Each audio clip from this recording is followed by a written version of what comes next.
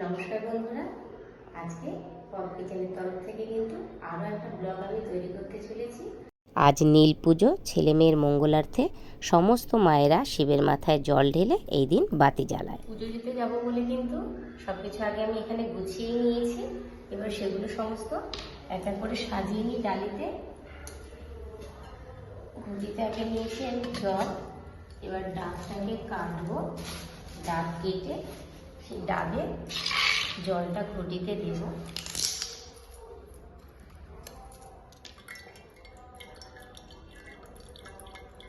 এবার দিয়ে দিচ্ছি এতে দুধ, গঙ্গা জল। এবার দেবো এর মধ্যে সিদ্ধি।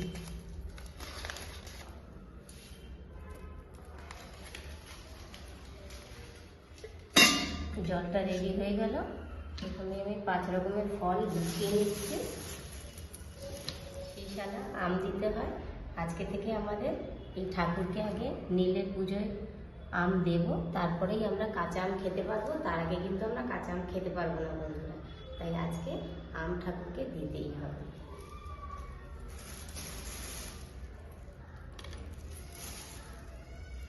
আমি 5 রকমের ফল নিয়ে নিয়েছি: বেল, কলা, আম, মোসাম্বি, পেয়ারা। নিয়ে নিচ্ছি ফুল, আর এর ভেতর রয়েছে পইতে। নিচ্ছি মালা,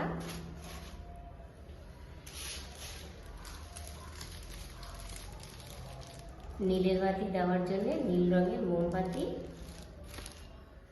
এবার যাব মন্দিরে পুজো দিতে। তাহলে চলুন আমার সাথে মন্দিরে যাওয়া যাক। মন্দিরে কিন্তু চলে এসেছি বন্ধুরা। আমি আগেই এই মন্দিরের কথা বলেছি, শীতলা মন্দির। আর এই মন্দিরের লাগোয়াই হচ্ছে শিব মন্দির। পুজো শুরু হয়ে গেছে আর ভীষণ ভিড়ও হয়েছে মন্দিরে। সবাই লাইনে দাঁড়িয়ে আছে, আমিও লাইন দিয়ে দিলাম তাড়াতাড়ি করে।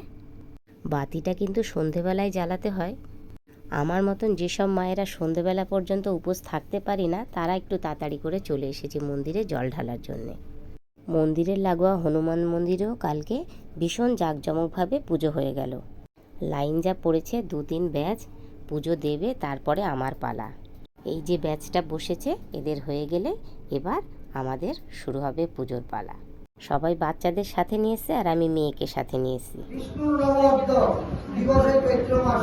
কৃষ্ণের পক্ষে প্রতিপত্তি আপনাদের নাম, ছেলে মেয়ের নাম মঙ্গল কামনা করবেন। এবার ভালো রামগণ জয় আমাকে সুগন্ধি পুষ্টি বর্ধনা উৎপাদনা নম নীলকণ্ঠ ভৈরবায় নম শিবায়। এরপরে বন্ধ পুষ্প বিল্লপত্র দিন, বাবাকে দিন। বলুন ত্রিনেত্রায় মহাদেব নীলকণ্ঠ ভৈরবায় মত সংকল্পিত পুষ্পাঞ্জলি। প্রভুমীশ মনীষ মহেশ গুণম গুণহীন মহিষ গরলাভরণ রণনির্জিত দুর্জয় দৈত্যপুরম প্রণমামি শিবং শিব কল্পতরু।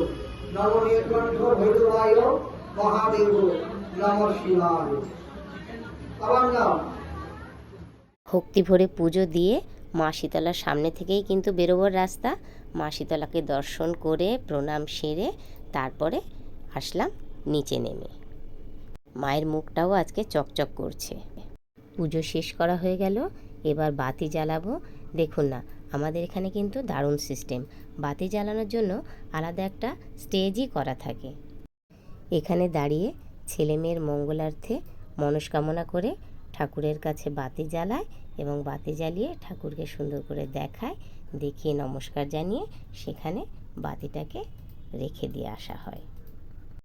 এখানে কিন্তু আর একটা জিনিস, যার যে কজন সন্তান সে কিন্তু ততগুলোই বাতি জ্বালায়। এখানে সবাই কি সুন্দর সার বেঁধে আমরা এখানে দাঁড়িয়ে বাতি জ্বালালাম।